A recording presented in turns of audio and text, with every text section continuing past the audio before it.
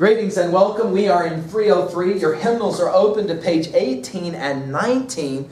And we are now going to introduce you to the Exeter Book. The Exeter Book. And so you'll want to write that down right now. And on page 18, we've already pointed this out, I think, once before, but let's say it again, because we're early on in our Senior A experience. When you look at readings in our textbook, they will almost always prepare you for the readings with a page like 18 or 19. Let's look at it now quickly and make some quick observations for your note. All you're doing now is bullet pointing at level 1. That's all we'll be doing for pages 18 and 19. You don't have to worry about level 2 or level 3. Notice that we begin with a connecting question. What is the relationship between literature and place? We want to pay attention to this question. It is what they call an essential question. It's going to be profoundly important to our reading of the poems. We have 3 of them from what is called the Exeter Book. We'll get to that one in a moment. Literary analysis is mentioned on page 18. Let's write this down really quickly at level 2B when we get to our readings at level 2B. But let's just bullet point for the time being. A lyric poem, read with me on page 18 under literary analysis. A lyric poem expresses the thoughts and feelings of a single speaker. Anglo-Saxon lyrics, composed for easy memorization and recitation, contain the following structural elements. You listen to a song on your playlist. You want to know what that one word is, so you go online and you find the song lyrics. That's our word here, lyrics. In other words, the words of the song, all right? Let's take a look, though, at some of the things we're going to be seeing. This bullet pointing is kind of an important thing for us. Let's pay attention. First, there will be lines with regular rhythms, usually with 4 strong beats. Okay? There will be caesuras, which are pauses for breath in the middle of the lines. Especially if you're reciting this information, you got to have those. There will be kennings, which is 2-word poetic renamings, like whale's home for the sea. And again, it's key that it's 2 words. You will have assonance, which is repeated vowel sounds and unrhymed stressed syllables. And you'll have alliteration, which is repeated initial consonant sounds and stressed syllables. Okay?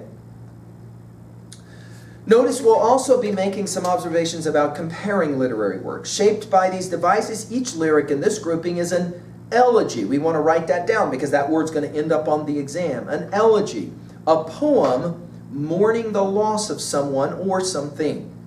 We're going to compare and contrast the types of loss experienced by the speakers in these poems.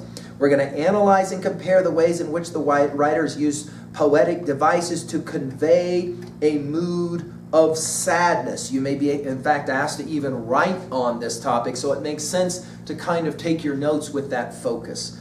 Finally, let's take a look on page 18, and notice you have 6 vocabulary words there. I highly recommend that you be writing those down. Obviously, be looking for those as they come up in the reading. Why is this important? Because on the examination, I can guarantee you're going to see some of these words, okay?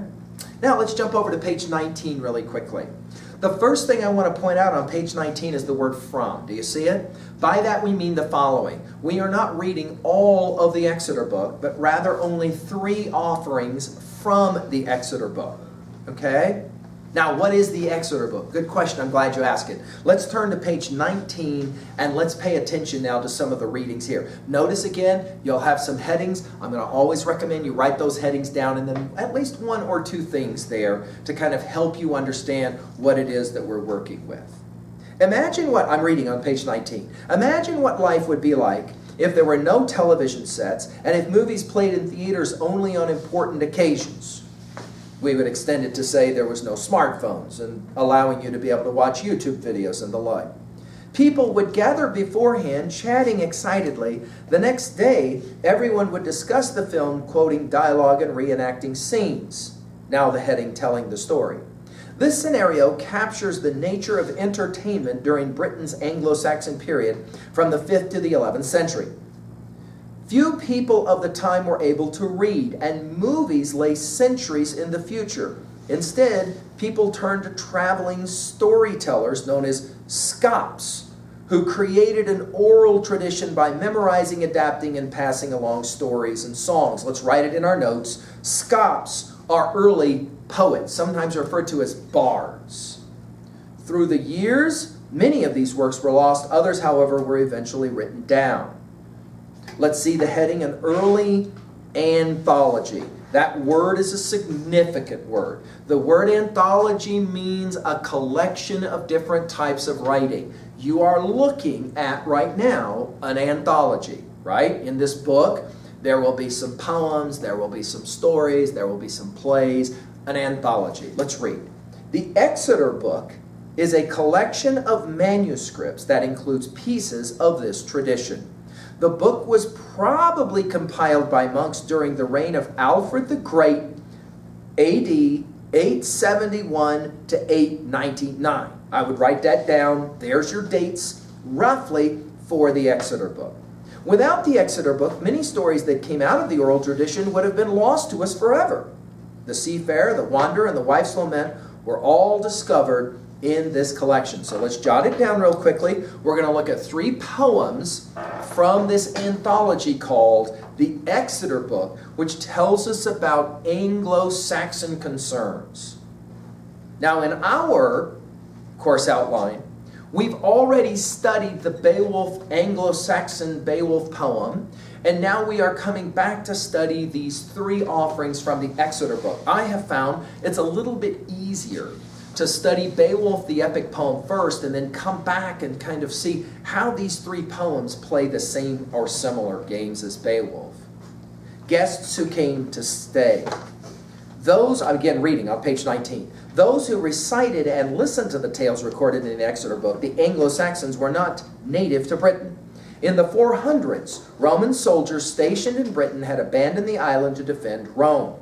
The native inhabitants were soon threatened by Picts from Scotland and Scots from Ireland. One British king invited warlike Germanic tribes from Europe to help him defend Britain. These guests proved to be the most dangerous invaders of them all. By the 500s, Angles, Saxons, and other Germanic peoples had settled in Britain themselves, driving out most of the Britons. By the end of the 600s, these new inhabitants of the island thought of themselves as part of an English nation, and in 827, King Egbert named Britannia, England, land of the Angles. And so let's write down your date. It may end up on the exam. 827, we start to think about finally Britannia as England. Okay? A growing culture, the final heading on page 19. The Angles and Saxons brought with them a warrior culture, a seafaring tradition, and pagan beliefs, including a grim, fatalistic view of the world. They were followed by missionaries sent by Rome. Eventually, these missionaries converted Britain to Christianity. Anglo-Saxon culture at the time of the Exeter Book was a blend, mixing pagan ideas of fate with Christian faith in heaven, the boasts of proud warriors with lessons about humility.